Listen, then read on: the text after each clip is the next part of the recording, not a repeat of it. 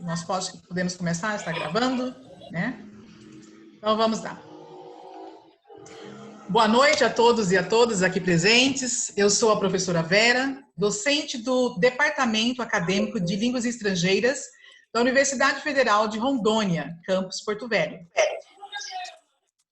Inicialmente, gostaria de dar boas-vindas e agradecer a presença de cada um de vocês aqui neste momento. E antes de começarmos a nossa live de hoje, eu preciso dar alguns avisos, são só 3, tá bom? Bom, primeiramente nós gostaríamos de pedir a gentileza dos participantes manterem os seus microfones, suas câmeras, né, desligados para termos melhor conectividade e para não haver interferência durante o evento. Agradecemos a compreensão de vocês. Lembramos também que para receber o certificado, né, você precisa preencher o formulário de feedback que vai ser disponibilizado no chat, né, logo no finalzinho da live, quando o professor estiver terminando de responder as perguntas, a professora Tamara vai disponibilizar no chat o link para o formulário de feedback. E esse formulário de feedback é o nosso controle de presença, tá bom? Assim, você preenchendo esse formulário de feedback, você receberá o seu certificado da live. E após a fala do professor Ivo, ele vai responder algumas perguntas. Então, a dinâmica será assim: o professor Ivo vai estar com a palavra durante 1 hora, 1 hora e meia, até 1 hora e meia, ele tem para expor todo o conteúdo, né, fazer a sua palestra. Após esse tempo, né, vocês poderão e ao longo do evento, vocês podem ir disponibilizando no chat as perguntas de vocês. E a gente vai armazenando-as no final, quando o professor Ivo terminar a sua fala, aí eu vou fazer as perguntas para o professor e ele vai respondê-las. Então, vocês podem disponibilizar as perguntas de vocês no chat, certo? Bom, então vamos lá. Hoje faremos mais uma live do projeto Keep Learning Alive, do NDE, do curso de Letras em Inglês, do Departamento Acadêmico de Línguas Estrangeiras da Universidade Federal de Rondônia. Esta ação faz parte do programa de extensão Trânsitos, Fronteiras, Migração e Línguas Adicionais na Amazônia, e é intitulada As Coisas dos Nomes, um olhar sobre o papel da formação estésica na aprendizagem de línguas. E para compartilhar suas experiências e conhecimentos, nós convidamos o professor da Secretaria do Estado de Educação do Distrito Federal, professor Ivo Marçal Vieira Júnior. Seja bem-vindo, professor Ivo. Boa noite, é um prazer estar aqui com vocês. Boa noite, professor Ivo. Vou fazer a apresentação do professor.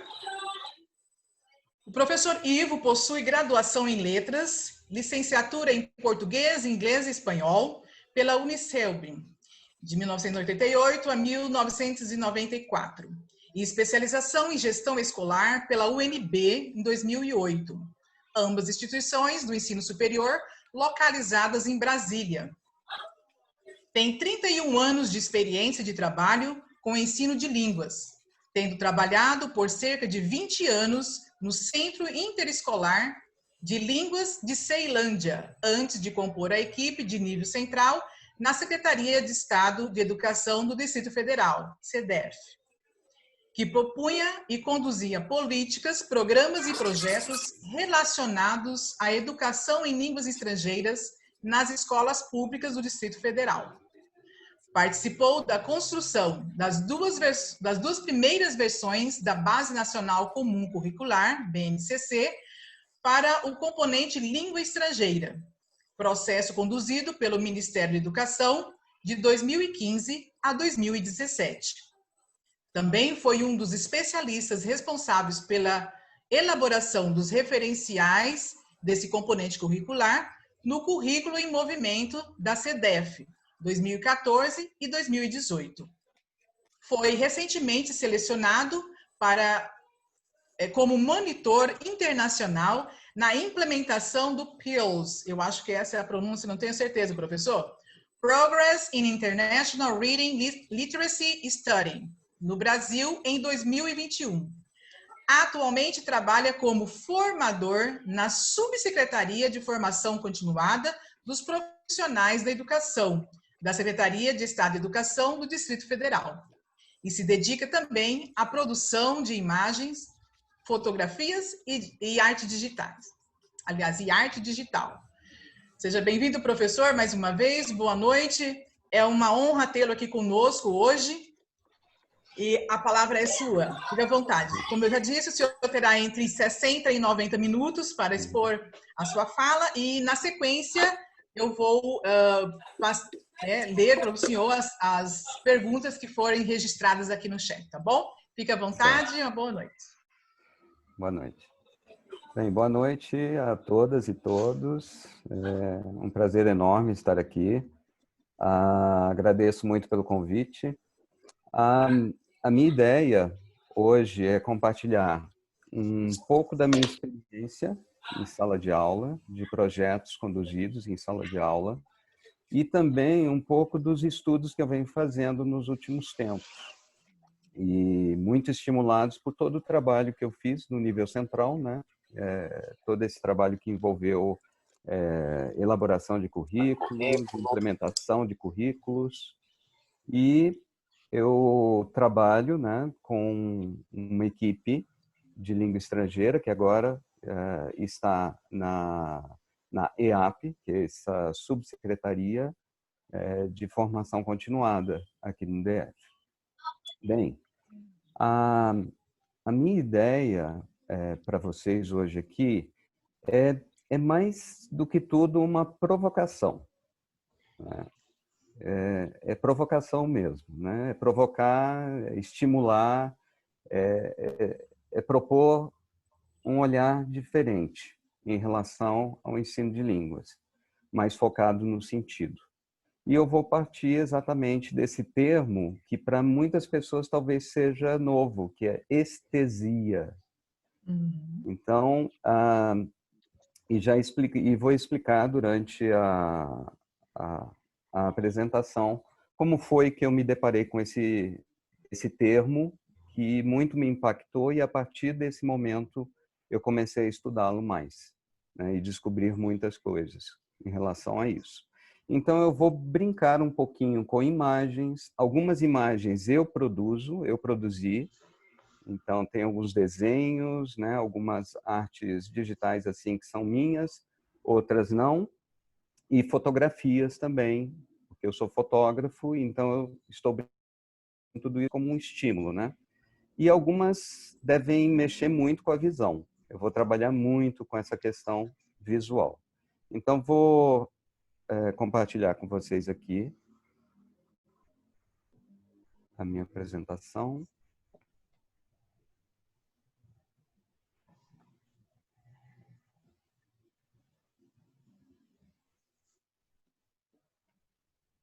Bem, então a Vera me falou, né, que algumas pessoas acharam um pouco estranho esse nome, né, que poderia até estar errado, né, a questão do estésico. E eu quero chamar primeiro a atenção do título, né, em relação ao título, as coisas dos nomes. Naturalmente, nós sempre pensamos nos nomes das coisas, mas essa é a minha provocação também, invertendo, porque efetivamente nós vamos tratar mais sobre essa questão, as coisas por trás dos nomes, e como a linguagem, de alguma forma, afeta a nossa percepção de mundo.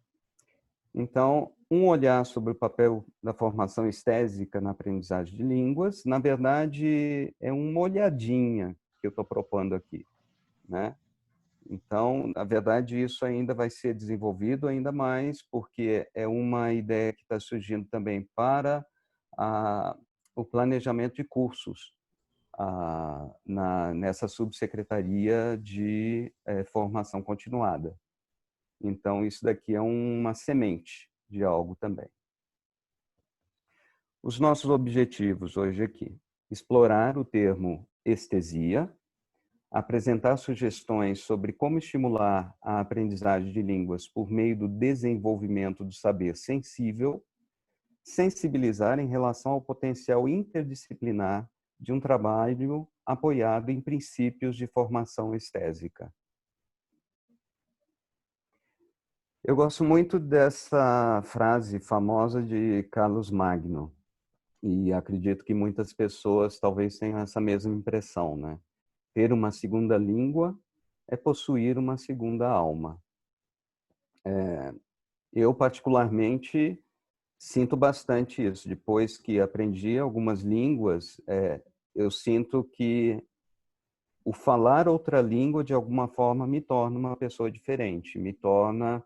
É como se eu tivesse, ao falar outra língua, parece que minha personalidade, de alguma forma, muda, né? Eu sinto isso fortemente. Em especial, eu sinto com o espanhol, uma língua com a qual eu me identifico muito. E, contrapondo um pouco isso, essa frase de Romeu e Julieta, né, de William Shakespeare.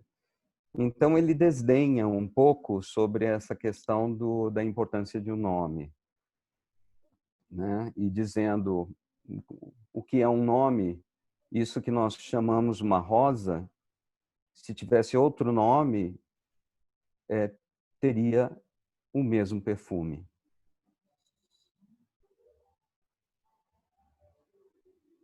Então, aqui vem o termo estesia, que chama tanta atenção porque não é um termo que se ouve muito, mas tem se ouvido cada vez mais.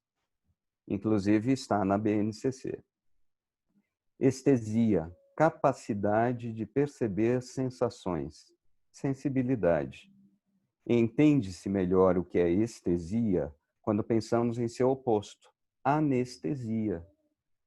Ou seja, para que serve uma anestesia numa cirurgia? É exatamente para cessar a possibilidade de sentir qualquer coisa. Então, a pessoa ela fica inconsciente, ela fica anestesiada. Estesia é o contrário disso. E, na verdade, todo o tempo, nós somos seres estésicos, né, por natureza, é assim que nós começamos a aprender e é assim que continuamos a aprender em relação ao mundo, né? Quando o bebê nasce, ele é todo aberto ao mundo, todo aberto, ele percebe o mundo e, através dessa percepção, ele aprende. E quando nós falamos de estesia, nesse caso da educação, é essa base que nós temos naturalmente de aprendizagem na relação com o mundo, na relação com os outros, na relação com todas as coisas que podem causar algum sentimento, alguma emoção, alguma coisa que move e mexe dentro de nós, seja fisicamente, emocionalmente. Então, estesia no componente artes da BNCC. Refere-se à experiência sensível dos sujeitos em relação ao espaço, ao tempo, ao som, à ação, às imagens, ao próprio corpo e aos diferentes materiais. Essa dimensão articula a sensibilidade e a percepção tomadas como forma de conhecer a si mesmo, o outro e o mundo. Nela, o corpo em sua totalidade, emoção, percepção, intuição, sensibilidade e intelecto, é o protagonista da experiência. E essas aqui são as 6 dimensões do conhecimento para ensino de artes. E por que eu estou trazendo aqui o ensino de artes? Não estamos falando de ensino de línguas? Bem, aqui entra um pouco dessa minha história, né, com a BNCC também. Eu acho que essa foi uma das coisas mais significativas que eu aprendi nessa oportunidade que eu tive. Isso em 2015, quando nós, 116 especialistas de todo o Brasil, né, fomos indicados para a elaboração das primeiras versões da Base Nacional Comum Curricular. E um dos grupos com os quais eu mais me dei bem e tive uma conexão imediata foi exatamente o grupo de artes. E no grupo de artes, eu acompanhei um pouco o trabalho deles, me chamou muito a atenção essa palavra, estesia. E eu procurei saber e conversei muito com eles, e quando eu descobri o que era, que na verdade depois que a gente descobre, parece muito óbvio. Estesia, quando você pensa em anestesia, né? E isso mexeu muito comigo. A partir desse momento, eu pensei, um momento, isso não é só em artes. Isso existe em todo o processo de aprendizagem, em algum nível envolve estesia, qualquer processo estésico, ou esse processo de percepção de mundo, percepção e percepção de si mesmo. E quando nós pensamos nessas 6 dimensões, criação, crítica, fruição, estesia, expressão, reflexão, eu consigo ver isso trabalhado em todos os componentes curriculares. E, em especial, na língua estrangeira, muito mais. E a partir do momento que eu descobri isso na arte, esse termo, eu comecei a entender que muito do que eu já fazia, que eu já havia feito em sala de aula, tinha muito a ver com isso. E isso mudou muito minha perspectiva sobre a questão do ensino e aprendizagem de línguas. E para que não confundamos com estética, porque certamente muitas pessoas pensaram, mas não é estética? Na verdade, o termo original em grego ambos termos têm essa raiz grega que é a mesma, né? Mas eles têm significados diferentes.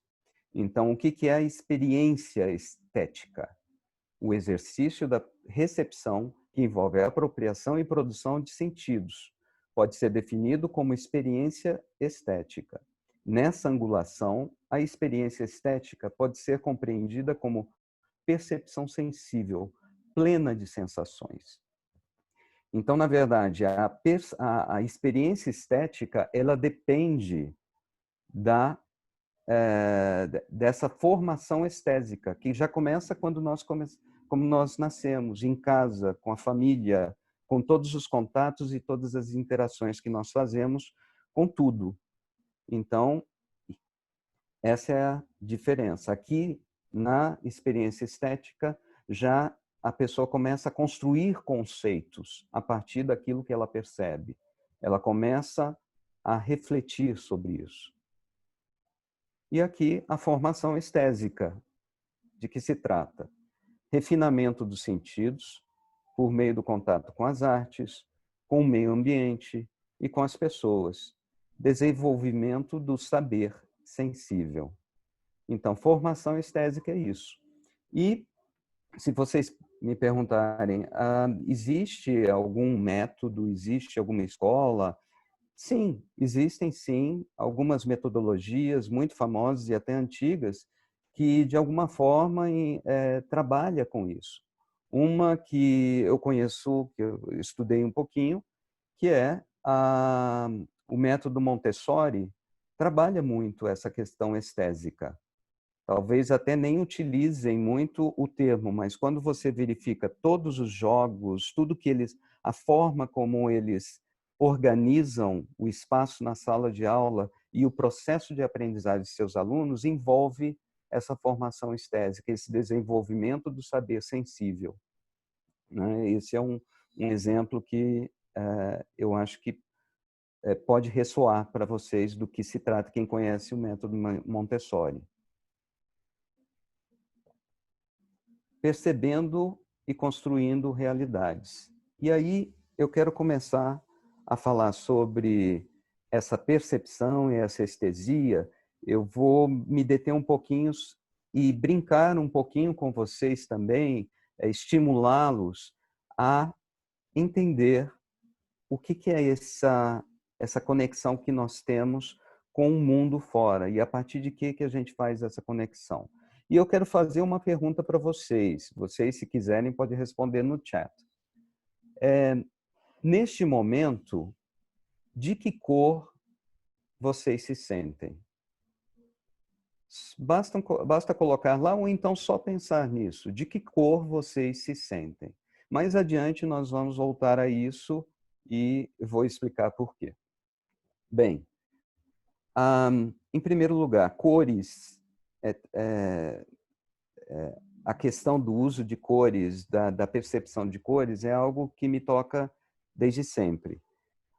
Eu acho que qualquer criança sente que é um mundo mágico que se abre quando pela primeira vez ela mistura cores. Eu me lembro a primeira vez que misturei amarelo com azul e, como por alquimia, uma mágica, se transformou em verde. Aquilo era mágico para mim. A partir daquele momento, todo um mundo de possibilidades começou a se abrir para mim. E eu acho que toda criança passa por isso. Eu espero que passe, porque é algo mágico realmente. Mas o que são as cores, afinal de contas, e por que elas nos chamam tanta atenção? Por que elas são importantes para nós? Os objetos, na verdade, não possuem cores. Quando a luz incide sobre um objeto, ele absorve todas as cores do espectro, menos aquela que vemos como sendo do objeto. Ou seja, ele reflete aquela cor que vemos. E essa cor é recebida por nossos cones na retina. O que vemos é a reflexão de uma faixa do espectro não absorvida, a qual chega à retina, onde os cones e os bastonetes transmitem a informação ao cérebro, que a interpreta como determinada cor. Então, na verdade, se a gente for pensar bem, as cores são coisas bastante relativas. Será que existem mesmo? Porque, na verdade, nós as criamos no cérebro no momento que nós recepcionamos essa faixa de luz que chega até nossos olhos. E todas as outras faixas de luz penetram, atravessam esse objeto.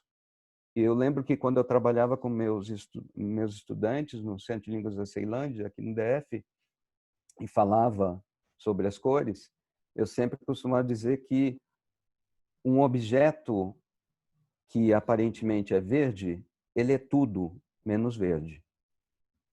O que nós vemos é aquilo que ele não é. E isso me parece algo bastante curioso, porque, na verdade, nós o construímos verde ao vermos esse objeto dessa forma. E esse é o espectro de luz que todos conhecem, o arco-íris, né? É a luz branca. E o branco, na verdade, é a junção de todas as faixas, que é a luz que nós vemos, né? E, claro, quando ela se fragmenta, né, aparece o espectro, nós vemos todas essas nuances de cores, né? Aqui, o espectro, ele, na verdade, ele não tem divisões claras, né, como o arco-íris, quando nós olhamos. E o preto é exatamente a ausência de cores, porque, na verdade, uma cor preta, ela não reflete nenhuma cor. Por isso que quando nós andamos com uma roupa preta, nós sentimos muito mais calor quando andamos debaixo do sol, porque absorvemos a luz e todo o calor dela sem refletir nada.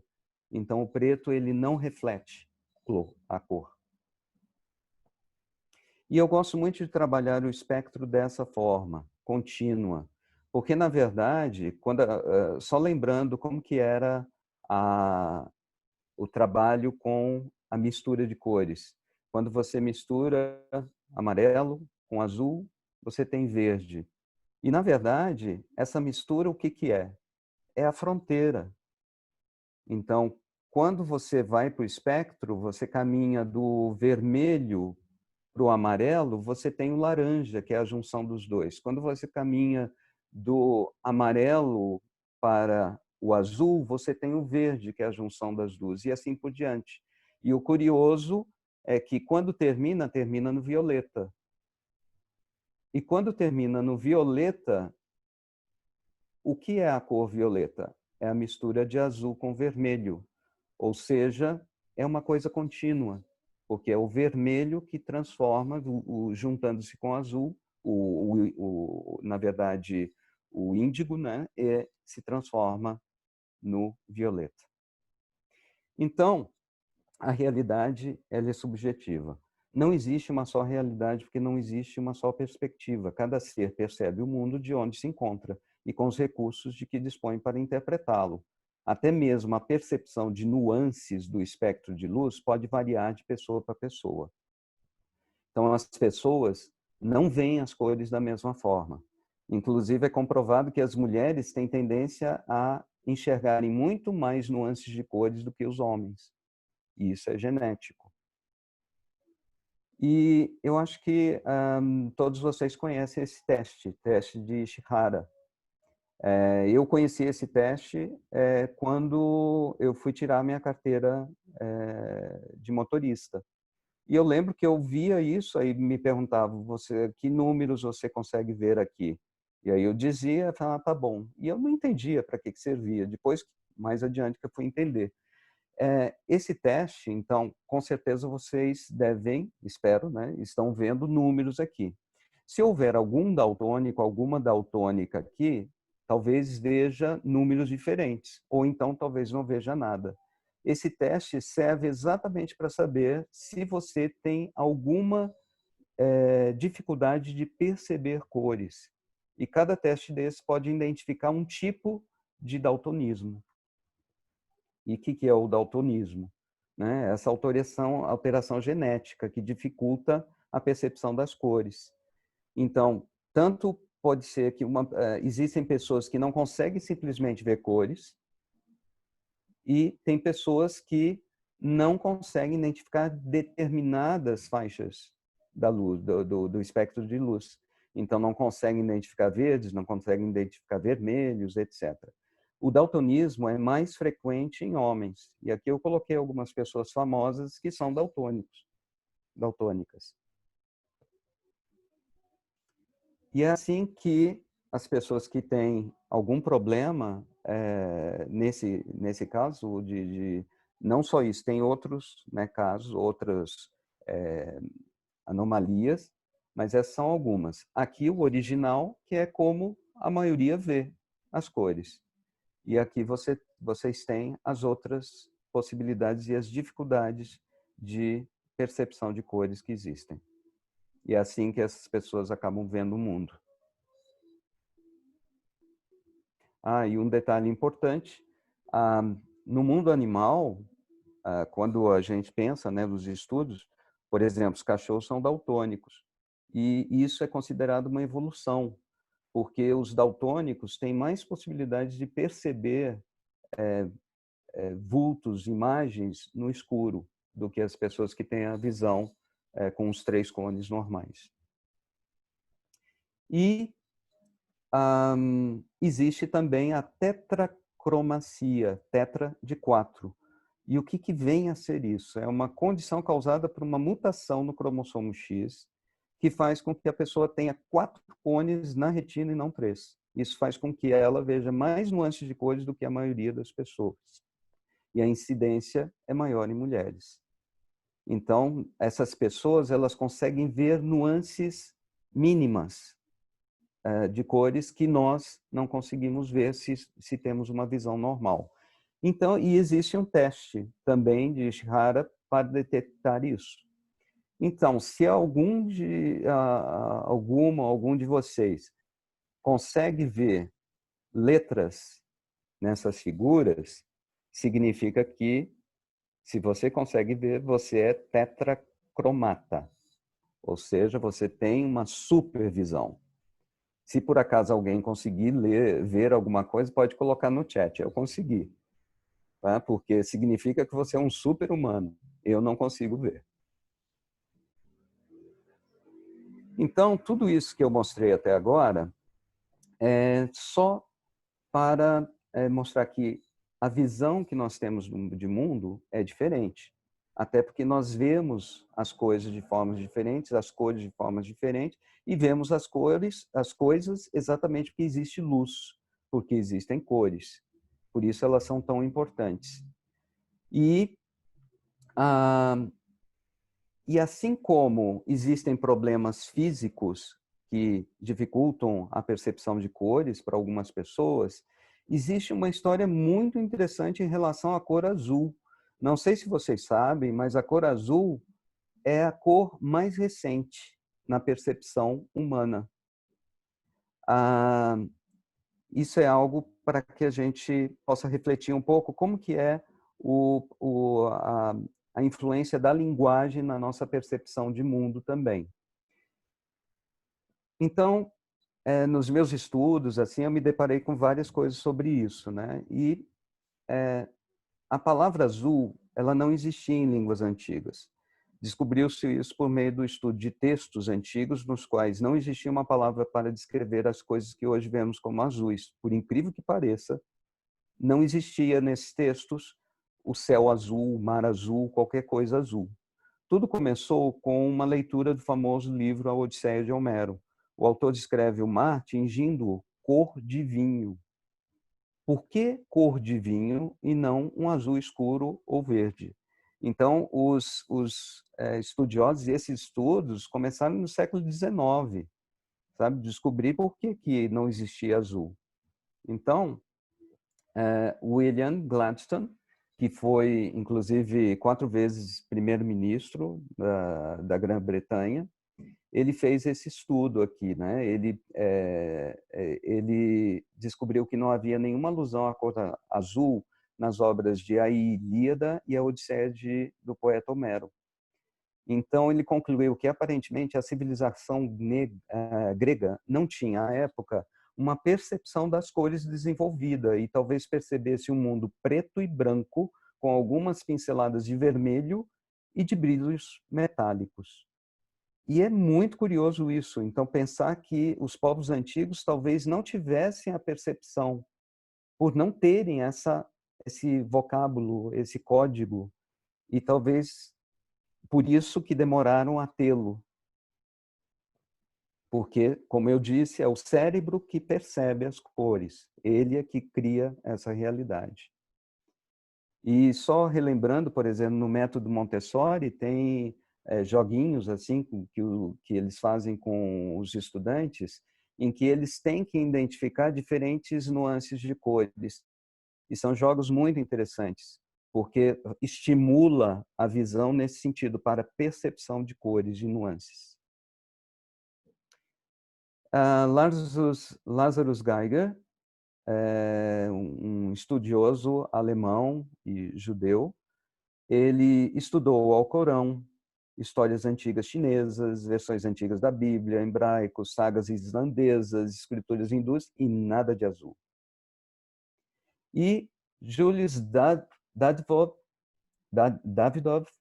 diretor do Centro para a Cognição, Computação e Cultura da Universidade de Londres, ele fez um experimento muito interessante com uma tribo da Namíbia. Essa tribo não tem a visão do azul, eles não percebem o azul, só que eles têm uma percepção muito acurada da cor verde.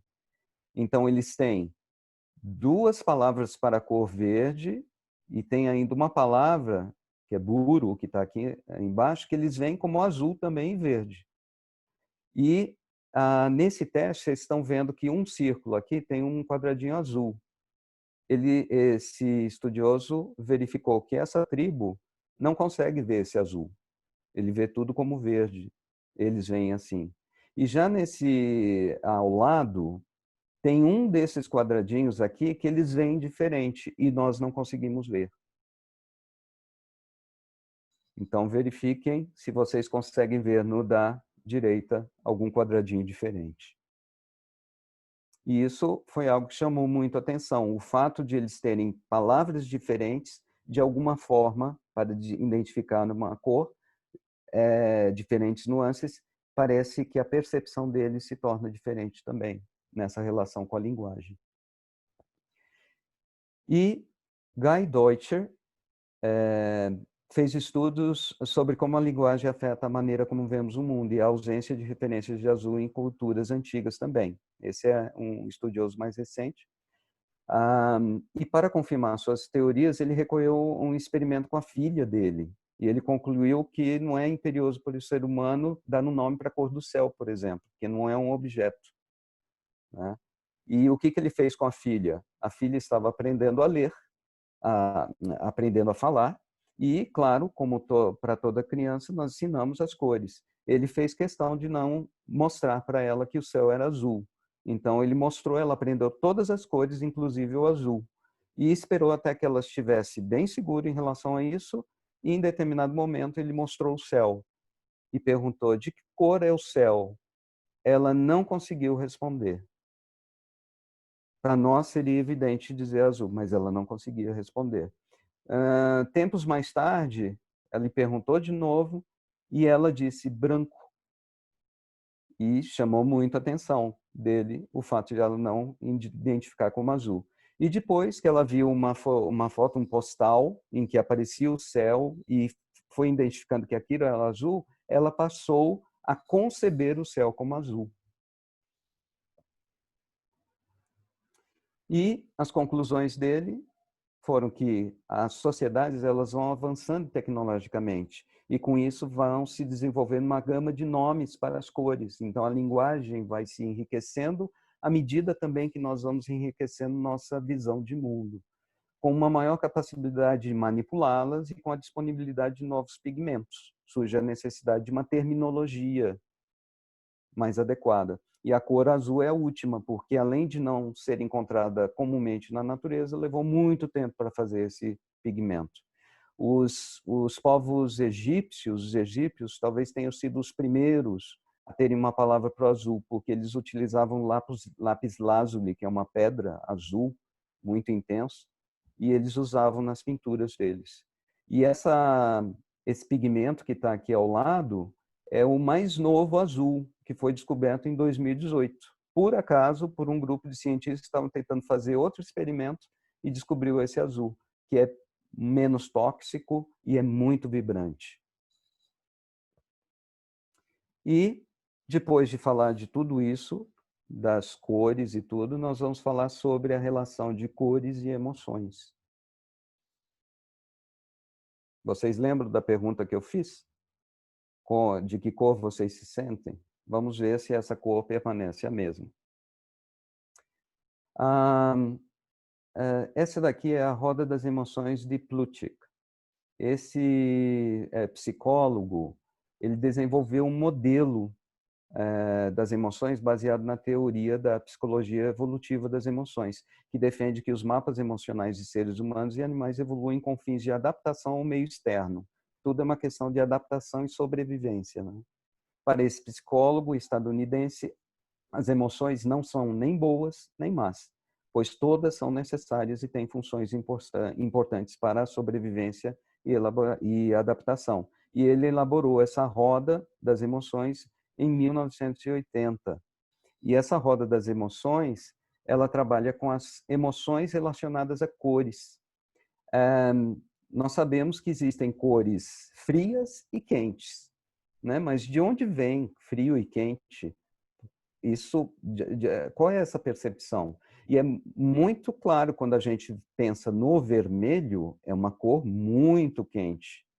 Está muito relacionada à paixão, à raiva, a coisas quentes, né? E quando a gente pensa numa coisa mais triste, mais parada, já tendemos mais ao azul, as cores mais frias. E eu lembro que isso me incomodava muito, como eu estava aprendendo inglês e aprendi que na cultura nas culturas que falam a língua inglesa, dizer eu me sinto azul significa estar triste. E eu não entendia dessa forma, mas quando a gente pensa nessa questão da temperatura, a gente entende a lógica disso. E para que serve essa roda?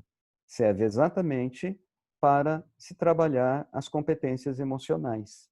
E, claro, eu digo isso com muito cuidado. Tem muita gente, e isso está indo muito para as escolas, o uso das competências emocionais, mas uma perspectiva muito de coaching.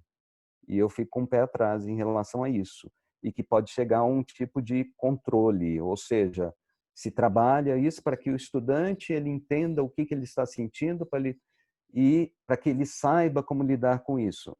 E eu lembro que uma professora, uma vez em uma palestra falando sobre isso, ele falou, só que em geral todos falam de competências emocionais, mas sempre pensam nas coisas boas, nas coisas positivas.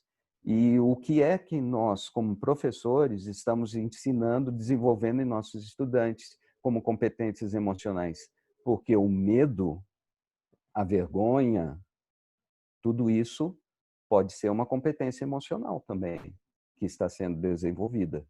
Então, essa roda, ela auxilia para que nós sintamos, nos encontremos em que faixa desse espectro, e aqui misturando cores e emoções, nós nos encontramos. E aqui eu gosto muito dessa roda porque ela trabalha com as imagens, que fica muito mais claro. Então, imagine a possibilidade de você trabalhar isso numa aula de inglês. Porque, em geral, quando a gente ensina inglês só pelo sistema linguístico, só para ensinar e uma memorização apenas, fica mais difícil a apreensão, né, desse conhecimento. Por isso que nós falamos tanto de o ensino, a aprendizagem de línguas com foco no sentido, que isso tenha significado para o estudante. Então, quando você trabalha numa perspectiva de formação estésica, trabalhando a percepção desses estudantes, quando você trabalha, por exemplo, com essa roda ou com outras possibilidades que eu vou mostrar agora, isso pode ficar muito mais palpável, muito mais significativo para esse estudante. Então, por que não, em vez de perguntar how are you feeling today, you said, what color are you feeling today? E mudar essa perspectiva e ele pensar que cor que eu estou sentindo. E aí ele vai pensar, a minha emoção é mais quente, é mais fria, onde eu estou? E relembrando, por exemplo, eu gosto muito da cor verde. E eu gosto da cor verde porque ela está muito relacionada também com o equilíbrio, porque ela está exatamente no meio do espectro. E isso é equilíbrio. E os pontos extremos é exatamente o vermelho, que é muito quente, e o violeta, que é frio. E aqui tem uma roda das emoções bem simplesinha, isso para trabalhar com as crianças, né, os mais jovens, assim, é bastante interessante. E aqui tem um Mood Meter, que eu não sei se vocês já conhecem. Talvez alguns de vocês já tenham visto e até trabalhado com os alunos. Mas a minha proposta é um trabalho diferente, não só para aprender o termo, mas aprender, de repente, a dizer isso, de que cor eu estou hoje. Então, eu aprendo a cor e essa cor me leva a entender melhor esse termo que eu estou utilizando. Essa conexão entre o visual, ou seja, de certa forma, o que você está fazendo? Você está visualizando o sentimento, visualizando a emoção. E isso é uma possibilidade muito interessante de se trabalhar essa questão estésica em sala de aula. E os 5 sentidos. E aqui eu coloquei a palavra sensualidade. Em geral, as pessoas entendem sensualidade muito relacionada ao erotismo, ao sexo, mas não sei se vocês sabem, mas a palavra sensual, com um sentido mais erótico, mais sexual, é, na verdade, um sentido figurado. Porque a sensualidade, na verdade, tem a ver com o sentido, sim. É a forma como você percebe, são seus sentidos, mas envolve prazer. Mas o prazer de perceber, né? Então, quando você pensa nesse termo dessa forma, ele se amplia muito mais. E aqui nós vamos trabalhar exatamente com a sinestesia. E eu faço outra pergunta para que vocês reflitam com vocês mesmos. Vocês conseguem, nesse momento, perceber a percepção de vocês em todos os sentidos ao mesmo tempo? Tato, gustação, a visão, a audição, tudo ao mesmo tempo? Porque isso está acontecendo ao mesmo tempo, mas quando a gente pensa sobre isso, eu consigo pensar ao mesmo tempo? E eu consigo misturar essas sensações? E a sinestesia, o que é? O que vocês sentem quando veem essa imagem? A maioria das pessoas grande maioria, quando vem, elas automaticamente começam a salivar, quase como se estivessem chupando um limão. E isso é algo muito interessante, porque é o cérebro que está criando isso. Você não está chupando um limão, ninguém está fazendo isso, mas o simples fato de você ver, você sente a gustação. Isso é sinestesia. Nós somos sinestésicos, nós somos capazes de fazer essa junção, né, de sentidos. E por que isso é importante, aprender a fazer essa junção de sentidos, né, essa mistura, essa troca, esse transporte? Porque isso vai ser muito importante para que a gente possa aprender a apreciar muito mais outras coisas que têm a ver com a criação artística humana. Então, na psicologia, né, se verifica que espontaneamente, né, e que varia de acordo com os indivíduos, inclusive existem indivíduos que são sinestésicos. Em geral, essas pessoas sinestésicas, elas misturam a tal ponto, isso naturalmente, que um som pode causar dor nessa pessoa. Chega a esse nível. Em geral, as pessoas sinestésicas, elas tendem a trabalhar com arte, exatamente porque elas têm uma percepção, têm os sentidos muito diferenciados, exatamente por estarem dessa forma, intricados. E na estilística é o cruzamento de sensações, a associação de palavras ou expressões em que ocorre combinação de sensações diferentes numa só impressão. Então, nós estamos entrando agora no mundo das metáforas.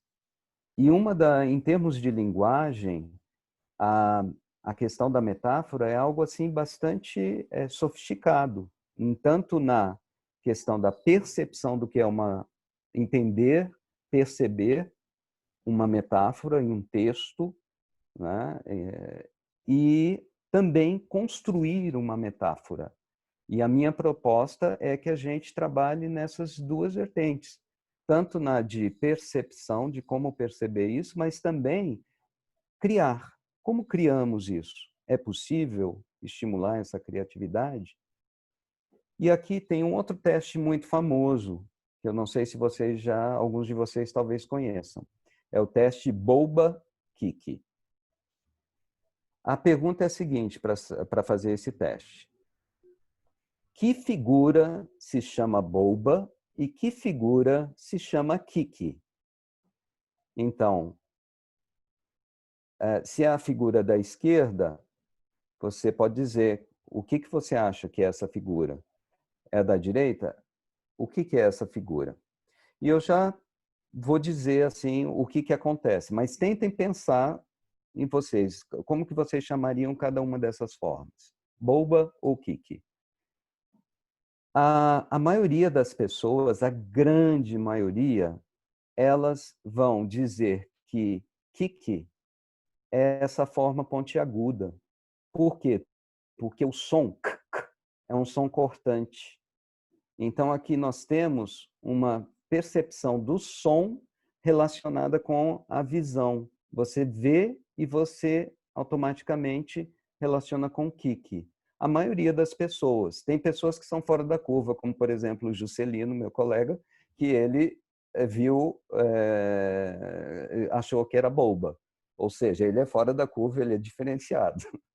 E tem pessoas que realmente veem de uma forma diferente. Mas a grande maioria tem essa percepção. E boba, é um som redondo. Então, essa forma mais arredondada, que parece uma ameba, né, parece boba. E é interessante isso. Isso é um teste que mostra que realmente nós somos naturalmente sinestésicos com a linguagem. E aí nós entramos no mundo da metáfora, do grego, né, que significa transferência. E a outra parte da palavra, trocar de lugar, formada por meta, né? Além. Então, o que significa? Levar, transportar, ir além, colocar em outro lugar. Isso é uma metáfora. E por que é importante isso? E eu gosto, essa daqui é o tipo de metáfora, é a metáfora de que eu mais gosto. Não sei se você já conhece oxímoro. Oxímoro é uma figura em que se combinam palavras de sentido oposto que parecem excluir-se mutuamente, mas que no contexto reforçam a expressão, paradoxismo. Então, eu gosto muito de etimologia. Sempre que eu descubro uma nova palavra, eu vou atrás da etimologia dela, da origem. Oxímoro. Em grego, oxi significa agudo, fino. E moro significa é, é, algo torpe, algo estúpido, algo, sabe, ou mole. E daí vem o nome moron, essa expressão em inglês, que significa estúpido. Ele vem do grego, moron, desse termo. E aí, quando você usa uma coisa que é aguda com outra que é mole, sei lá, uma coisa assim, ou uma coisa que é muito esperta com uma coisa que é muito estúpida, você junta essas duas coisas, você tem um oxímoro numa única palavra. Eu gosto muito de Escher. Não sei se vocês conhecem esse artista holandês. E ele cria formas incríveis. Para mim, um dos maiores artistas. Ele trabalha muito com matemática na criação dele, geometria. E trabalhava, né? Já falecido. E essa imagem ela é impressionante, porque ela é formada por anjos e demônios. Os anjos formam os demônios e os demônios formam os anjos infinitamente. Isso é um tipo de oxímoro, só que colocado em imagem. E exemplos na literatura de oxímoros. Esplendor invisível, de Rimbaud. Sublime horror, de Balzac. Prazer terrível, de Freud. E o sol negro que brilha à noite, de Victor Hugo. E eu gosto de brincar também, né? Então, exatamente pensando nessa apresentação, eu fiz o meu oxímoro. Escura luz que me fende a alma em prazerosa dor. Observem que o oxímoro, ele causa uma sensação estranha no cérebro, porque o cérebro está acostumado a coisas muito duais, ou é isso ou é aquilo. Quando você junta duas coisas que aparentemente são opostas, e a linguagem, isso é o mais incrível, a linguagem permite isso. Você pode fazer o que você quiser com a linguagem, criar o mundo que você quiser, criar a visão que você quiser. Então, isso é possível por causa da linguagem. Percebendo e criando mundos. É com sentimentos que se recria o objeto estético. Se ele é comovente, só aparecerá através de nossas lágrimas. Se é cômico, será reconhecido pelo riso. Acontece que esses sentimentos são de uma espécie peculiar, têm a liberdade como origem. São dados por empréstimo, de Sartre. E aí, eu vou trazer uma experiência que eu fiz com os meus estudantes de espanhol lá no CIU de Ceilândia, né, no Centro de Línguas de Ceilândia, onde trabalhei 20 anos. As Kenningar, Kenning no singular, eu as descobri com Jorge Luis Borges, que é um famoso escritor argentino. Para mim, ele é o meu favorito. Assim, de escritores mundiais, Borges é o meu favorito, sem dúvida. E ele discorreu em alguns ensaios dele acerca das Kenningar, que são curiosas figuras retóricas, ou seja, metáforas utilizadas em obras literárias do século XIV, do século IX ao XII, da região que compreende hoje Noruega e Islândia, ou seja, tem muito a ver com os vikings, né? E todas aquelas odisseias, aquelas sagas que foram criadas muito com esses povos, né? E aqui uns exemplos de Kenningar. O que eles faziam para criar essa metáfora? Para dizer batalha, eles não falavam diretamente a batalha, eles queriam criar uma metáfora para colocar no poema. Então, eles recorriam a outras palavras que juntas significariam aquilo que eles querem dizer. Então, na poesia deles, tempestade de espadas é a batalha. E vejam que bonito é isso, né? Tempestade de espadas.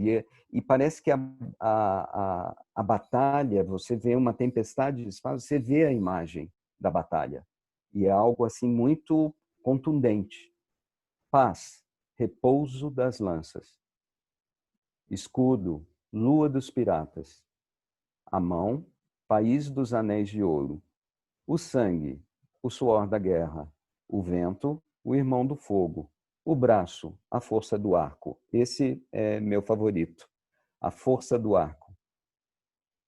E cadáveres, alimento dos corvos. Esse é bastante, mexe muito, né? E o que eu fiz com os meus alunos? Eu li o texto de Borges com ele, isso já eram alunos. Vejam que isso é algo mais sofisticado. Você pode trabalhar com cores, com outras coisas, com variados níveis, né? Mas quando você se trata de algo assim, demanda mais sofisticação. Então, já eram alunos do intermediário, eles já conseguiam criar coisas assim, e eu estimulei a criação de Kenningars, para que eles entendessem o que é metáfora e entendessem melhor aquilo que nós estávamos lendo nos nossos textos, que eu trabalhava muito com literatura. Através da literatura, eu ensinava a língua. E, então, isso tudo era em espanhol, claro. E isso pode ser feito também em inglês, tranquilamente. E é muito interessante criar isso em inglês, né? E foi muito interessante a receptividade dos estudantes, que foi muito curioso. Eles se embrenharam a entender e eles começaram a imaginar coisas e criaram Kenningars assim maravilhosos, incríveis. E eu senti que depois de ter feito esse trabalho, que envolve muito essa questão da estesia também, de percepção e também da criação de sentido após isso, que eles começaram a entender muito melhor, a interpretar muito melhor os textos literários. E aqui tem um exemplo dessa saga famosa, né, desse herói, e que que nesse verso diz: o herói matou o filho de Mac. Houve tempestade de espadas e alimento de corvos. Então, tanto você traz a imagem para eles, a percepção de uma forma que não é visual, mas se torna visual, e, ao mesmo tempo, estimulando que eles façam isso. E, novamente, para esta apresentação, eu criei um poeminha baseado nessa coisa de Kenningars, fazendo essa troca de palavras, utilizando outras coisas. E utilizando essa foto também, que é minha. As fulvas genitálias do retorcido guardião abrem-se despudoradas, chamando outros seres à orgia sazonal. Eu adoro ipês, né? E o ipê amarelo é um dos símbolos aqui de Brasília, né, do DF, que tem muitos e são maravilhosos. E quando eu falo as fulvas genitálias, fulvo é amarelo. Genitálias porque, na verdade, onde estão as genitálias de uma árvore, de uma planta? São as flores. É ali que acontece o sexo, né, das plantas. E retorcido guardião é exatamente o ipê, porque ele é retorcido, é uma árvore do cerrado. Abrem-se despudoradas, chamando outros seres à orgia sazonal. E a orgia sazonal é exatamente essa época em que eles começam a florescer e os animais, as abelhas, os pássaros, todos ficam enlouquecidos. E é muito bonito. E outra possibilidade de trabalho também é, a partir de uma imagem criada num projeto de fotografia, em que você trabalha a percepção e o olhar, você pode criar poemas, você pode estimular a criação disso. E vice-versa, um poema pode virar uma foto, seja um poema autoral ou seja um poema de algum autor. E aqui, só para mostrar para vocês que essa questão das Kenningars, dessa junção de palavras, não estão tão distante da nossa realidade. A palavra educação, em português, vem de educar, a origem desta, por sua vez, é do latim educare, que é uma derivação do ex, que significa fora ou exterior, e ducere, o ducere, que tem o significado de guiar, instruir, conduzir. Ou seja, em latim, educação tinha o significado literal de guiar para fora. Para mim, isso é uma metáfora, né? Mas, na verdade, a origem dela é isso. As palavras, de alguma forma, elas se criam por coisas, muitas delas se criam por aglutinação, né? E nas origens dela, por isso que eu gosto muito de estudar etimologia. E para criar poemas, também estudando a etimologia das palavras, isso ajuda bastante no processo criativo. Então, a própria educação, ela, na verdade, ela tem um significado que é bastante bonito, guiar para fora. Pode ser entendido que se conduzia tanto para o mundo exterior quanto para fora de si mesmo. E haikai. Não sei se vocês conhecem essa poesia, é um tipo de poesia japonesa, muito famosa, assim, e escritores, poetas de todo mundo gostam de fazer haikai. Eu adoro haikai. Eu já estudei japonês também e tive a oportunidade de fazer isso numa aula de japonês. E foi muito interessante, e escrever em japonês. Hoje eu não conseguiria fazer isso. Então, o haikai, o haiku, aqui tem um erro, né? É um poema curto de origem japonesa.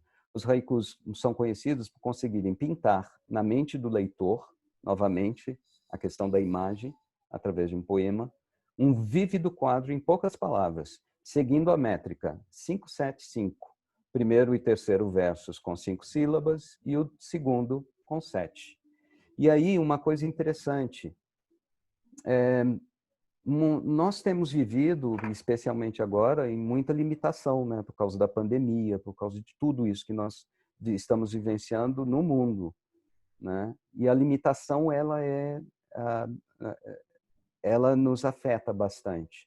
A limitação também afeta bastante quando você está em sala de aula e você tem que seguir um método, tem que seguir um livro, você tem que seguir o currículo, que tem um monte de conteúdo, e você se sente preso. Eu, quando fui supervisor pedagógico no Cio de Ceilândia, eu lembro de professores que falavam, mas eu não tenho condições de fazer projetos, porque é muito conteúdo, eu tenho que vencer o conteúdo, então não vou trabalhar com projetos. E para mim isso sempre foi incompreensível, porque foi através dos projetos que eu conseguia trabalhar os conteúdos. Muitas vezes as regras, as coisas fechadas que nos limitam, na verdade, elas são grandes oportunidades do desenvolvimento da criatividade. E o haiku é algo assim, porque é algo simples, mas de um feitio muito complexo e que demanda muita sensibilidade e muita disciplina para você seguir essa regra. E com toda essa característica, você consegue transcender coisas. Exemplo, esse é de Matsuo Basho, que é um dos mais renomados assim escritores de haikai.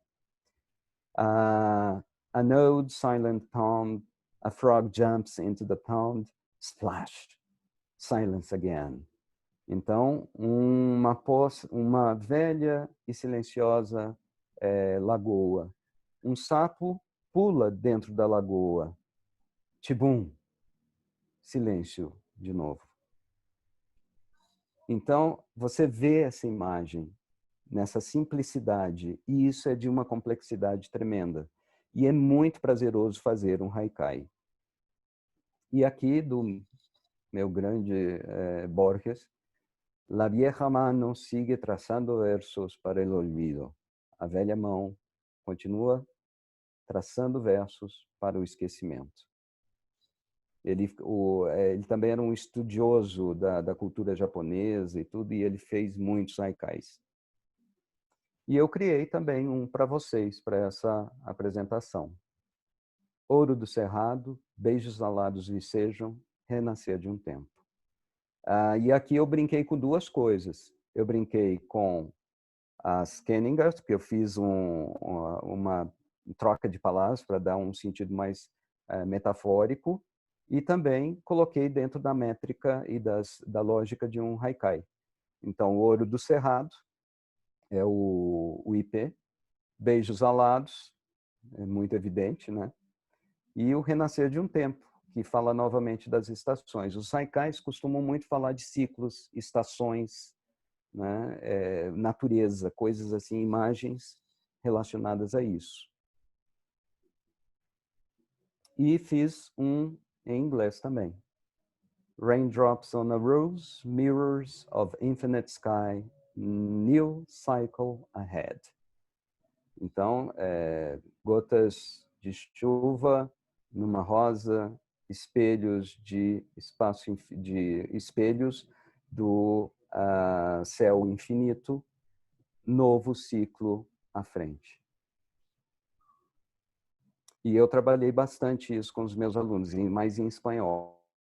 E os resultados eram sempre muito interessantes, dessa percepção que eles tinham da coisa e do que significava para eles construírem isso. E aqui uma sugestão para vocês, porque é muito difícil, né, contar sílabas em inglês. E, claro que isso pode ser um exercício, se você quiser ensinar os estudantes a contarem sílabas em inglês, se acharem importante fazer isso, pode fazer parte desse processo. Ou então tem esses sites que fazem a contagem de sílabas. Esse primeiro, ele conta sílabas de qualquer coisa. E esse segundo é muito interessante porque ele conta sílabas mais especificamente para esses tipos de poema, haiku, tanka, sonnet, limerick, etc. Então são coisas bem interessantes assim que eu recomendo. E facilita muito o trabalho e estimula. E aqui eu fiz um bem especial porque essa palavra é a mais nova palavra que eu aprendi e eu queria compartilhá-la com vocês. E todas as vezes que eu aprendo uma nova palavra, eu realmente, quando ela vem forte, porque tem sentido para mim, ela fica muito introjectada. Então, o que é petricor? E aqui tem uma foto minha também. Esse petricor tem a ver com essa foto. Primeiro, só a sensação que vocês têm de ver petricor, a palavra, que acredito que vocês não conheçam. E enquanto vocês pensam do que será essa palavra, esse código, né, eu vou ler o poema, o haiku.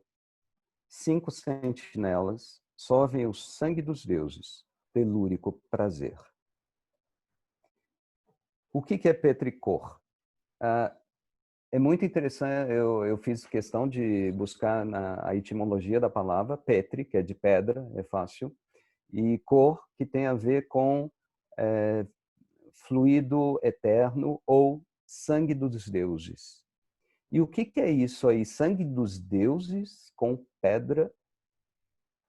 Petricor se trata exatamente daquele cheiro de terra molhada quando depois de um período muito seco cai a chuva. Acho que todo mundo conhece isso e já sentiu o prazer de sentir o cheiro de terra molhada, recém-molhada pela chuva que cai. É algo que essa percepção já por si só para mim é poética. E a partir disso, entendendo isso, fica mais fácil entender o poema, que são as 5 sentinelas.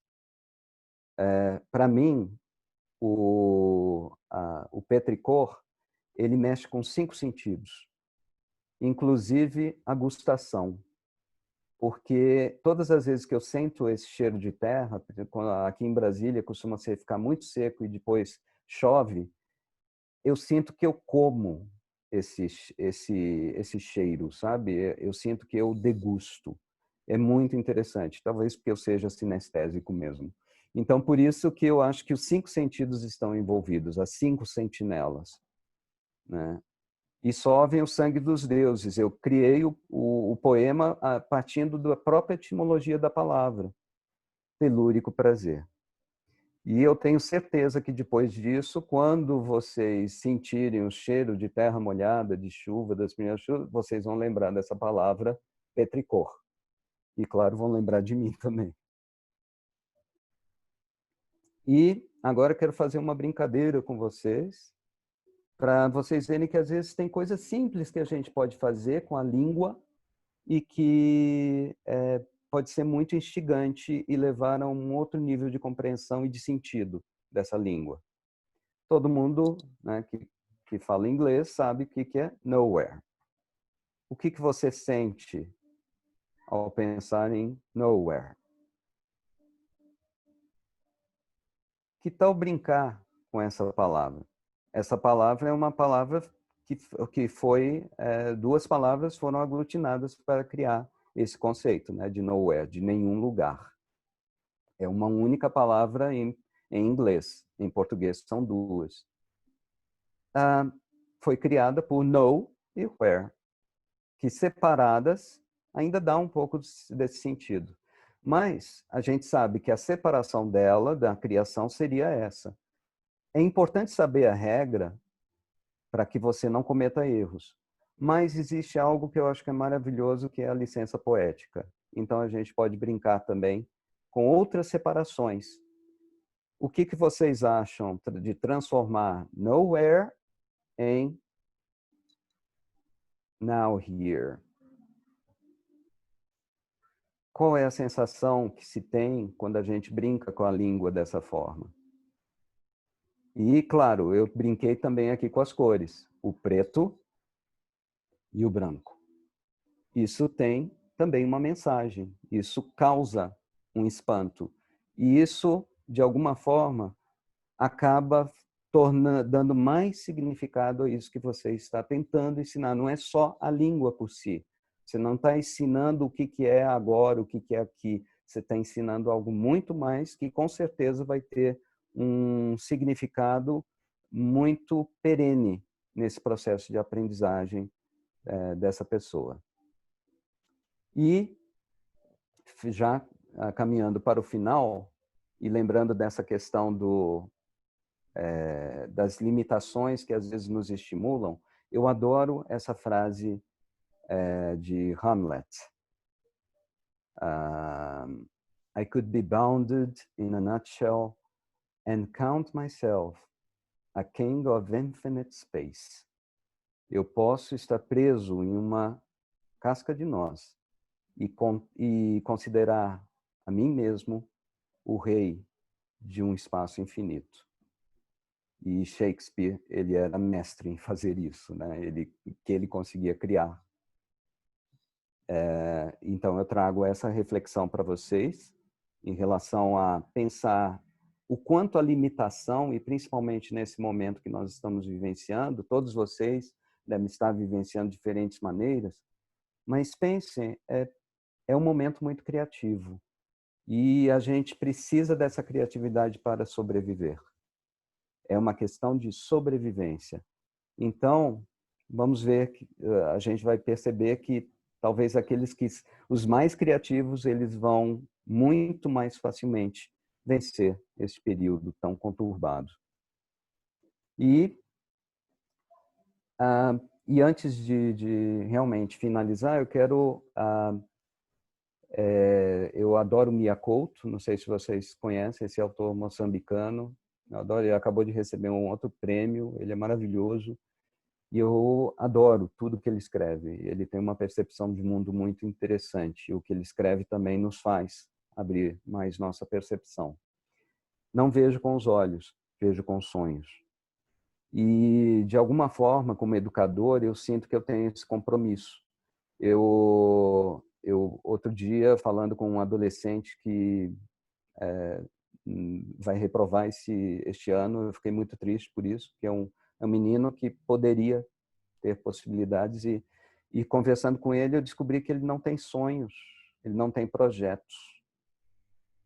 O que significa um jovem não ter projetos, não ter sonhos? E eu acredito que nosso papel como educadores sim, é estimular os sonhos deles. É que eles não vejam apenas com os olhos, que eles vejam com os sonhos. Porque quando a gente vê com sonhos, é uma projeção que a gente faz. Nós estamos vendo o futuro. Se eu não tenho sonhos, eu não estou vendo o futuro. Os sonhos são uma projeção de futuro. Então, e aquilo que você projeta, aquilo que você sente para o futuro, tem um impacto direto no presente. Então, vamos fazer com que essas pessoas elas continuem a ver e que aqueles que não consigam, através de uma formação estésica, através de um trabalho que leve a essa compreensão, diferenciar essa percepção de mundo, essas pessoas possam sonhar mais. Com certeza, o desenvolvimento desse saber sensível acaba estimulando sonhos. E, por fim, um dos autores, né, que eu consultei, Maurice Merleau-Ponty, ele diz: todo saber se instala nos horizontes abertos pela percepção. E eu realmente acredito nisso. É através da percepção que todo esse saber ele chega até nós e ele vai se instalando em nosso cérebro, em nossa mente, em nosso coração, em nossas emoções, em nosso corpo. E lembrando o seguinte, aquilo que eu falei do azul, por exemplo, até hoje há alguns, como aquela tribo na Namíbia, eles não percebem o azul. E outros estudos também verificaram que foi exatamente a aprendizagem de línguas e os intercâmbios culturais que as pessoas fizeram ao viajarem que acabou levando novos termos a outros lugares e criando novas percepções. Por exemplo, que no japonês eles não tinham um termo específico para verde, tinha uma junção de verde, azul e tal. E depois foi criado também, é bem sutil assim como eles veem as cores, né, nessa cultura. E com o contato com o inglês, eles criaram um termo que é o verde, green, e que se pronuncia como inglês, ou seja, a influência do inglês, de alguma forma, pode ter trazido a percepção de uma nova cor, né? Então, a importância de se aprender idiomas, de se aprender línguas, ela inevitavelmente perpassa por essa formação estésica, quer estejamos atentos a isso ou não. Eu, durante anos, trabalhei com isso e não sabia. Todos nós trabalhamos com isso. A questão é quando você se torna consciente disso, as possibilidades de você fazer uso disso de uma forma muito mais ampla aumenta. E a minha proposta para vocês é isso. E em termos de possibilidades interdisciplinares, eu acho que fica muito claro. Por quantas áreas nós passamos nesta apresentação? Quantos outros componentes poderiam, de repente, participar de um projeto com língua estrangeira, com inglês, com espanhol, com francês, qualquer língua que seja ofertada numa escola? Aqui nós trabalhamos com elementos que têm a ver com ciência, filosofia, que tem a ver com a geografia, que tem a ver com história, tem a ver com matemática. Na verdade, pode ter a ver com todos os componentes curriculares. E isso pode abrir um espaço muito interessante de interdisciplinaridade, de tornar seja o livro didático ou o currículo, que pode ser um grande desafio para você lidar com ele, porque parece uma limitação, fica muito mais fácil quando você trabalha colaborativamente. E se você trabalha interdisciplinarmente, isso tudo pode trazer outras visões também, porque você vai estar trabalhando com diferentes perspectivas. E isso é muito importante. Então, essa é a possibilidade de trabalho também. E agradeço muito pela atenção de vocês. E como outras obras que vocês viram aqui, essa é uma obra minha também, né, que eu faço de arte digital. E aqui as nossas referências. Então, é isso. Muito obrigado pela atenção de todos e todas. Muito obrigada a você, professor. Estou aqui apaixonada. Nunca vi slides tão coloridos, tão lindos. Ok, agora a gente Espero vai que abrir tenham agora sido para significativos. muito significativos mesmo, né? Eu ficava viajando, você falando e eu viajando nas cores, nas formas, né? Muito significativos mesmo. Ok, gente, então agora a gente abre para as perguntas. Eu estive observando aqui o chat durante a fala do professor, né? Muitos comentários a respeito do que o professor estava falando, mas nenhuma pergunta em si.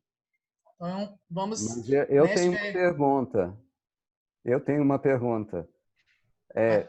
De que cor você está se sentindo agora? Eu? É.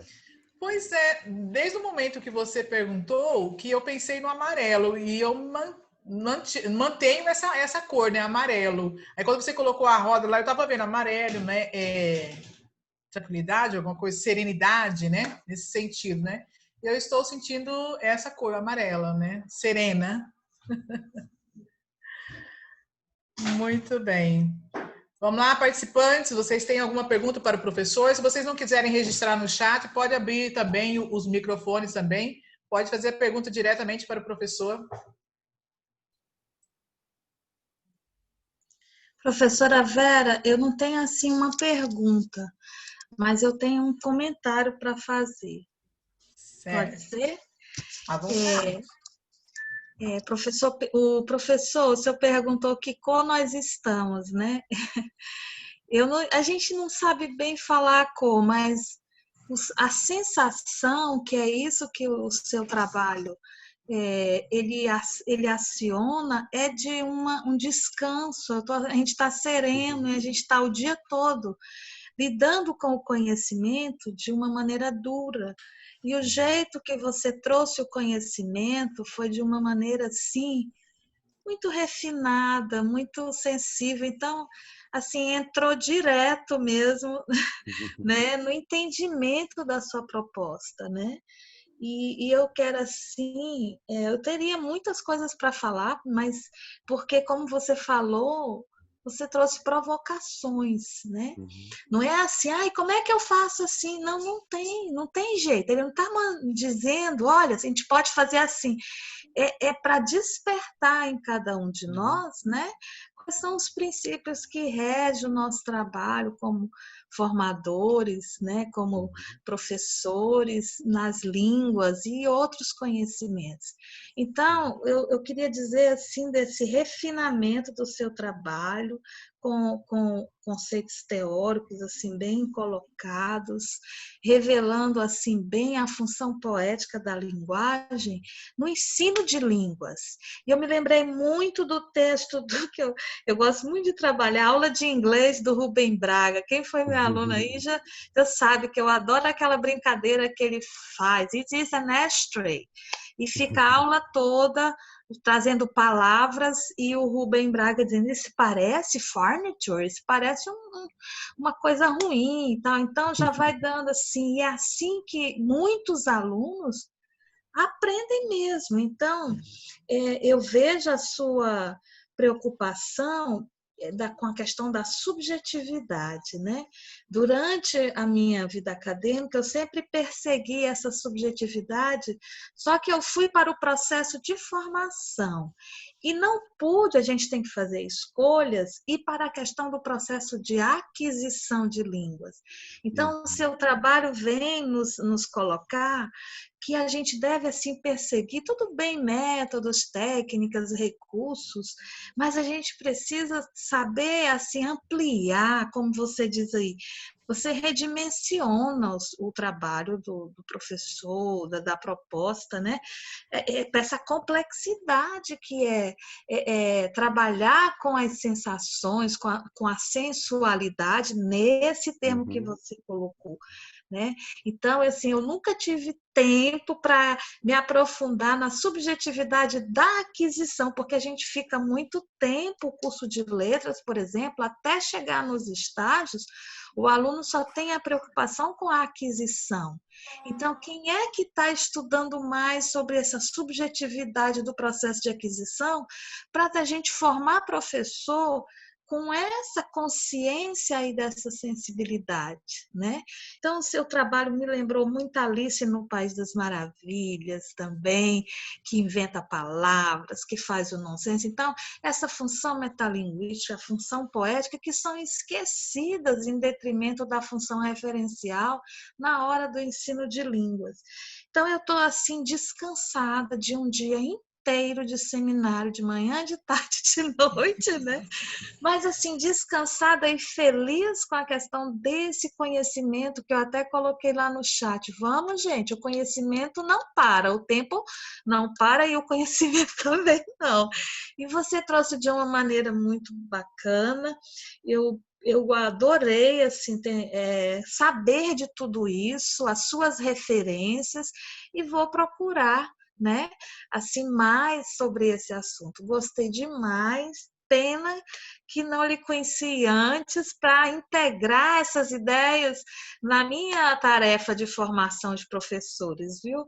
Mas muito prazer mesmo, e eu sinto falta aqui porque assim, das pessoas de espanhol, vejo toda a sua caminhada no espanhol, né? A gente podia assim ter feito mais propaganda para poder saber assim que, nossa, depois do seminário que nós fizemos hoje de estágios, teria sido muito bom.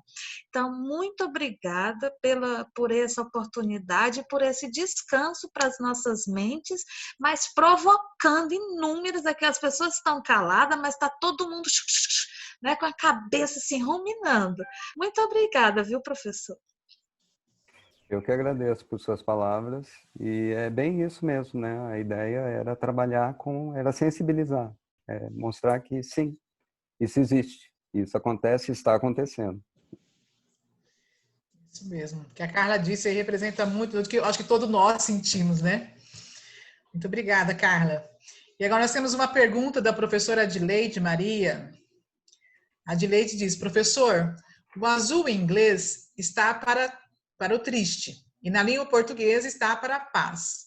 O que se deve a essa diferença do sentido de representação das cores nas várias culturas? O que eu tenho percebido, assim, eu gosto muito do azul, né? Verde e azul são cores assim e sempre me chamaram muito atenção. E essa diferenciação também sempre me chamou a atenção, né? Acaba sendo muita influência da nossa cultura e da nossa linguagem também em relação a isso. Hoje eu consigo entender muito melhor por que as pessoas concebem o azul como algo triste em algumas culturas, que não é bem triste, é melancólico, né? Uma coisa assim. E que tem a ver com essa temperatura da cor, né? Tem muito a ver com isso, com essa percepção da temperatura.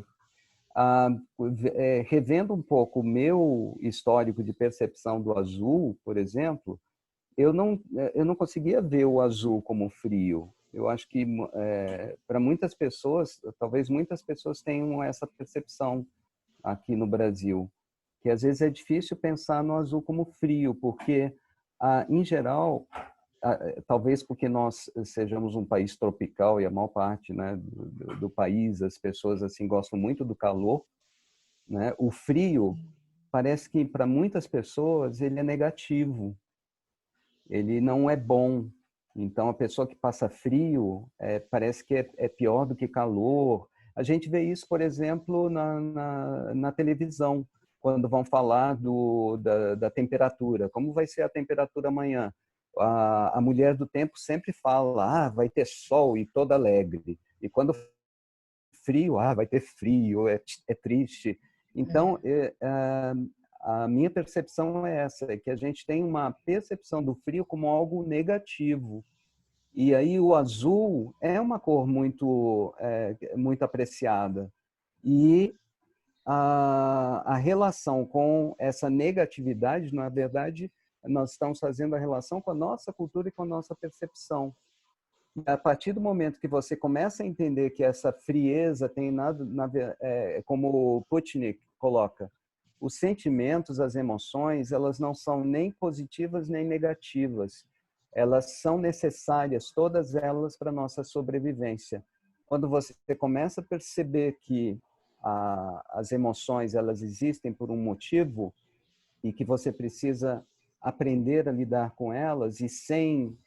porque o que acontece se você esconde a raiva? Se você limita, você não deixa sair, ela vai explodir. Ela vai sair por algum lugar.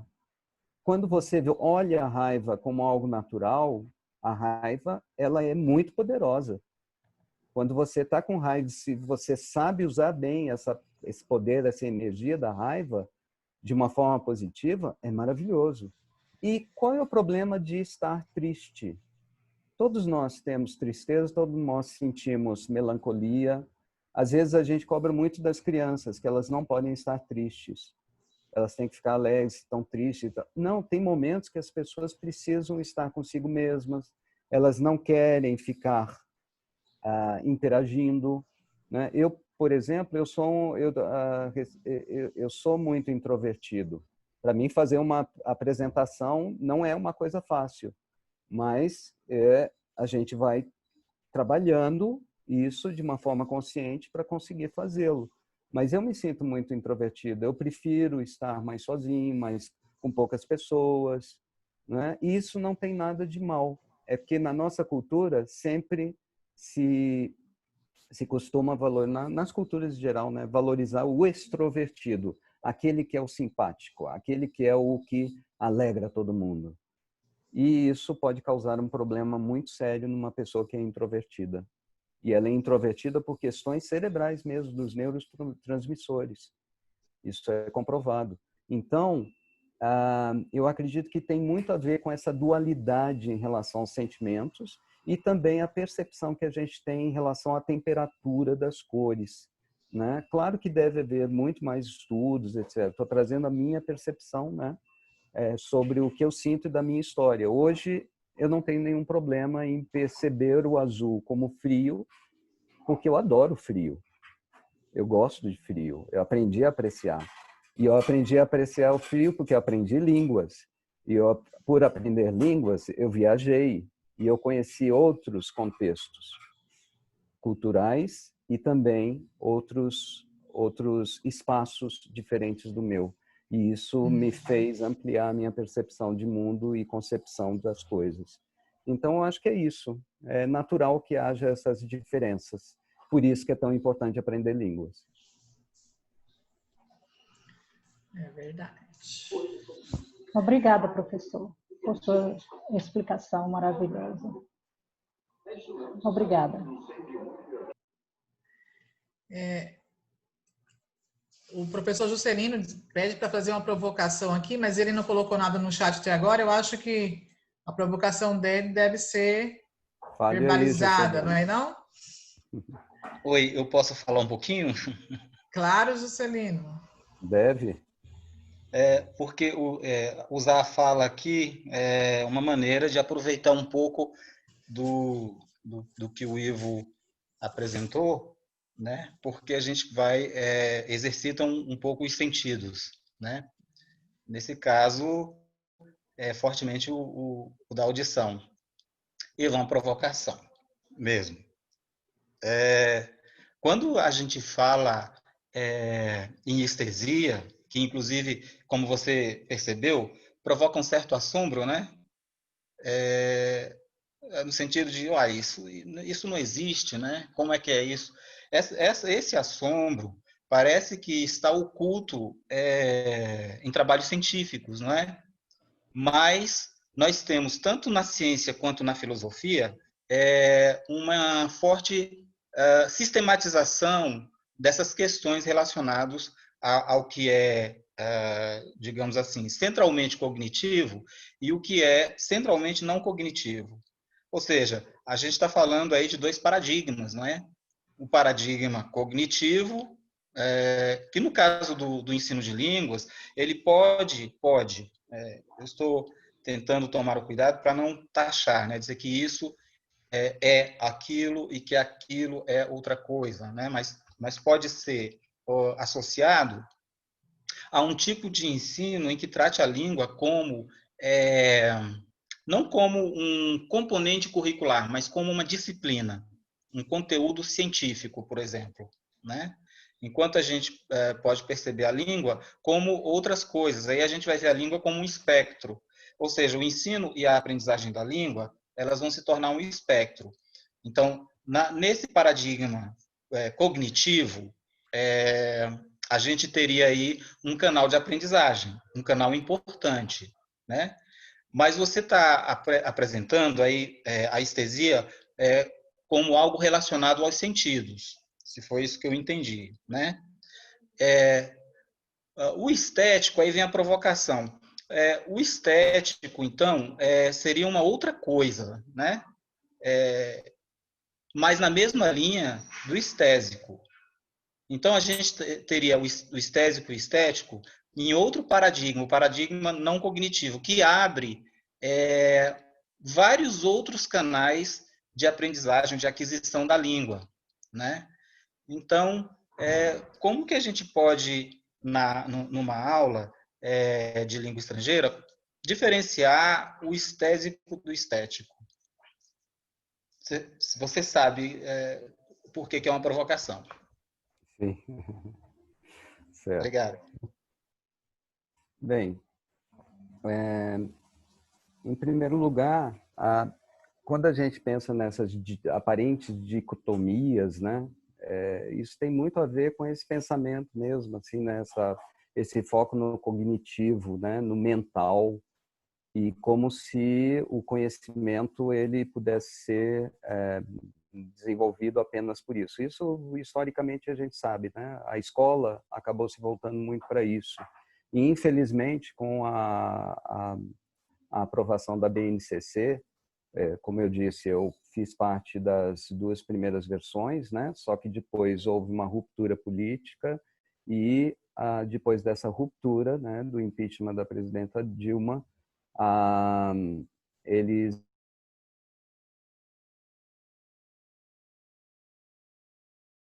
todo o trabalho que nós fizemos, principalmente em língua estrangeira, foi jogado fora, né? Muito pouco ficou ali e eu não reconheço. Nessa versão que foi homologada, eu não me reconheço, porque não tem nada meu ali, só nas primeiras. E eu acho isso horrível. Eu sempre falo disso porque eu me sinto realmente magoado e sinto que foi um desrespeito com isso. E o que a gente sente nessa BNCC? Que a perspectiva é muito mais voltada para o cognitivo, esquecendo de todas essas coisas, de todo o resto, né? E tanto que o que fizeram com o ensino médio, né? O que significa, por exemplo, tirar a importância da filosofia, da arte, sabe? E focar só naquelas matérias, né? Nos componentes que julgam mais importantes, que é para o conhecimento apenas, né? E não para o saber sensível. Então, primeiro a gente precisa quebrar esse paradigma, porque, na verdade, esse processo ele se dá envolvendo tudo isso. É tudo ao mesmo tempo. Assim como nós estamos utilizando os nossos sentidos ao mesmo tempo, assim como nós, só que a maior parte sem tanta consciência disso, mas a partir do momento que você toma consciência de que mental, emocional, espiritual, tudo é a mesma coisa, faz parte de uma integração, é algo integrativo. Então, quando você está numa sala de aula e se você tem a oportunidade de trabalhar com esse saber sensível, estimular esse saber sensível, trazer coisas que façam com que esse jovem ou esse adulto, ou essa criança, ele perceba um novo mundo, ele perceba que existe, ou seja, voltando àquilo, ter sonhos, olhar com sonhos.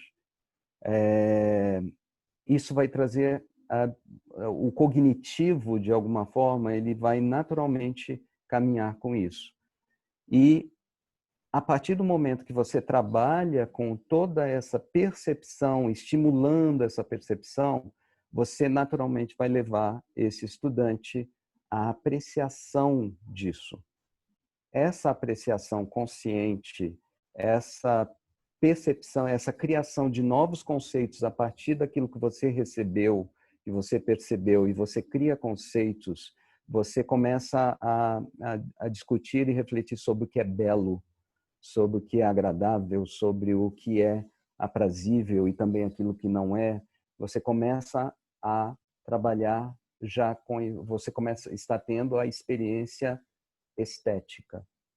Então, numa sala de aula, todas essas propostas de exercícios que eu fiz agora, de possibilidades, elas sempre partem de algo estésico, da percepção primária mesmo, mas ela evolui para uma apreciação estética, para uma experiência estética. Isso vai se dando de uma forma natural. Inclusive, muitas vezes, eu já lendo muitos trabalhos e tal sobre isso, e quando falam dessa experiência estética, eu sinto que falta talvez esse princípio, sabe, essa base da estesia, que o que a pessoa está dizendo é muito mais do que aquilo, e que a estesia traz como algo que é basilar. Então, numa sala de aula, as possibilidades que você tem de trabalhar com essas dimensões são diferentes dimensões, mas não tem como você trabalhar isso, na verdade, quando você trabalha focado no sentido, essa é a minha percepção, não tem como você trabalhar as coisas separadamente, você está trabalhando tudo, porque nós somos um ser integral. Então, tudo está acontecendo ao mesmo tempo. Mas, claro, que se você for dar foco mais no cognitivo, de repente pode se tornar uma aula muito chata. Você vai ensinar, por exemplo, o vocabulário, as emoções, e assim, as emoções, aqui estão as emoções, isso significa isso significa isso. Agora complete as lacunas. Que significado tem isso? Né? Agora, a partir do momento que você cria faz esse trabalho de sensibilização, traz as cores, traz a percepção de mundo, traz a percepção de si mesmo, a partir disso você vai migrando para a apreciação de uma obra de arte, apreciação de cores de uma obra de arte, as diferentes obras de arte, os diferentes estilos, por que aquele... eu lembro de algumas aulas em que eu trabalhei com os estudantes Picasso. E nós fizemos um trabalho interessante que foi mostrar as primeiras obras de Picasso, que ele pintava como os clássicos. E ao longo do tempo, ele foi migrando porque muitos estudantes tinham aquela percepção, mas parece um desenho de criança. E de certa forma é isso, essa ingenuidade que ele transmite nessa arte. E a partir do momento que você entende toda essa trajetória e começa a apreciar o uso de cores, as formas, tudo isso vai ganhando um outro sentido. Por exemplo, o quadro mais famoso dele, Guernica. É um quadro fabuloso, fabuloso. Eu tive a oportunidade de vê-lo de perto. É uma coisa fabulosa. E é um quadro em preto e branco, não tem cores. E ele é terrível, porque mostra a guerra civil, o resultado de uma guerra civil, as pessoas sofrendo com ela, né? E o que significa isso. E toda a história por trás do quadro, que ele fez aquilo depois de ver fotos em preto e branco nos jornais de como tinha ficado a cidade de Guernica. A partir dessas fotos, ele cria essa obra, que é magistral. Então, essa percepção, você parte dessa formação estésica para você partir para essa construção de sentidos, de percepções, de conceitos, para que você desenvolva esse pensamento estético, essa experiência estética no jovem, no estudante. Né? Não sei se eu consegui responder você, Juscelino, mas é mais ou menos assim que eu vejo. Eu não consigo ver mais como coisas separadas. Tudo acontece ao mesmo tempo. Ok, respondeu sim. Muito bem. Obrigado. A provocação do Juscelino foi uma boa provocação, rendeu quase uma aula a mais. Muito bem. Alguém gostaria de fazer mais? O Luciano parece que tinha levantado a mão. Luciano. É o Luciano Barroso. Luciano gostaria de... Eu só tinha perguntado se tem como depois aquela imagem, aquela roda das emoções com as cores, por favor, disponibilizar para nós. Adorei. Pode deixar, vou providenciar isso sim. Alguém gostaria de fazer mais alguma pergunta ao professor Ivo? Eu acho que sem mais perguntas, professor. Né, foi muito profundo, mas também foi muito claro. Você colocou, né, como a professora Carla disse, né, de uma forma bem didática, assim, não tinha como entender o que você estava expondo. Bom, então se não temos mais perguntas e pelo adiantar da hora também, já quase chegando às 9 horas, era a nossa proposta, né, de trabalho mais ou menos por volta das 15 para as 9 horas, o horário que a gente termina. Então, se não temos mais perguntas, eu só tenho que agradecer, professor Ivo, a você estar aqui com a gente hoje, trazer esse maravilhoso, muita coisa aí, tenho certeza que não só eu, mas muitos que estão participando aqui hoje não conheciam, né? Inclusive o conceito da palavra que alguns questionário, né? O post achando que estava errado.